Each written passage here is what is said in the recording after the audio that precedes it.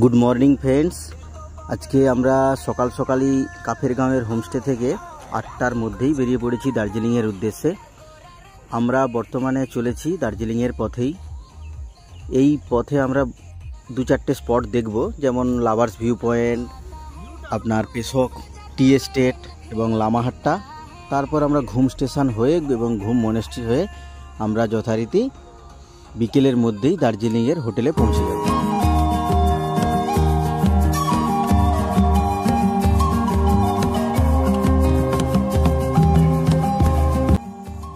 আমরা এই তিস্তার অপোজিটটাতে কোনোদিন আসিনি, আমরা একদম বাম সাইড হয়েই দার্জিলিং যেতাম, কিন্তু এবারে কাফের গাঁওয়ের জন্য আমরা কালীঝোড়া ব্রিজ দিয়ে ডান দিকে এসে কাফের গাঁওতে ছিলাম।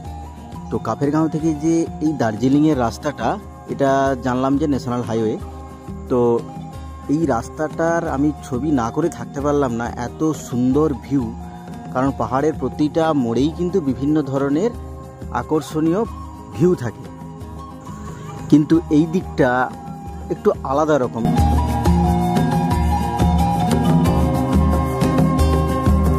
এখানে পাইন গাছের সারি থেকে শুরু করে এবং এখানের যে পাহাড়ের গঠনটা একটু অন্য রকমের, সেটা আপনারা দেখতেই পাচ্ছেন। রাস্তাটাও খুব সুন্দর এবং আজকের ওয়েদারটাও মনোমুগ্ধকর দিয়েছে, যার কারণে আরও ভালো লেগেছে। আর সাথে আমাদের ড্রাইভারবাবু খুব ভালোভাবেই আমাদেরকে সব কিছু বোঝাচ্ছেন।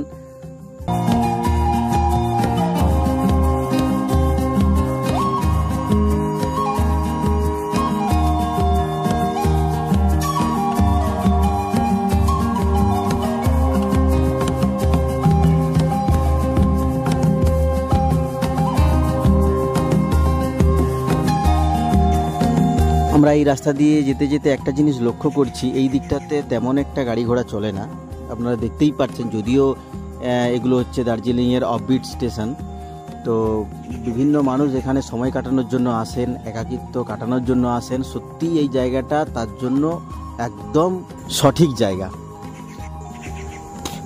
আজকে আমরা দার্জিলিংয়ের পথে যেতে যেতেই কিন্তু আমরা আমাদের যে লাঞ্চটা ওটা সেরে নেব, কারণ আমাদের হোটেলে লাঞ্চের ব্যবস্থাটা করা নেই।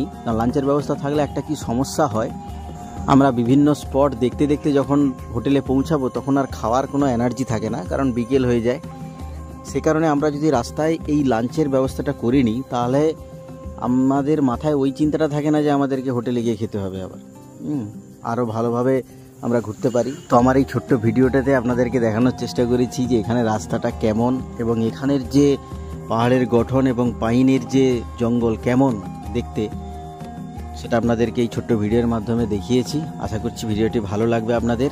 ভালো লাগলে অবশ্যই একটা লাইক করবেন আর সাবস্ক্রাইব করতে ভুলবেন না। আসছি আবারও ছোট্ট ভিডিও নিয়ে, ভালো থাকবেন।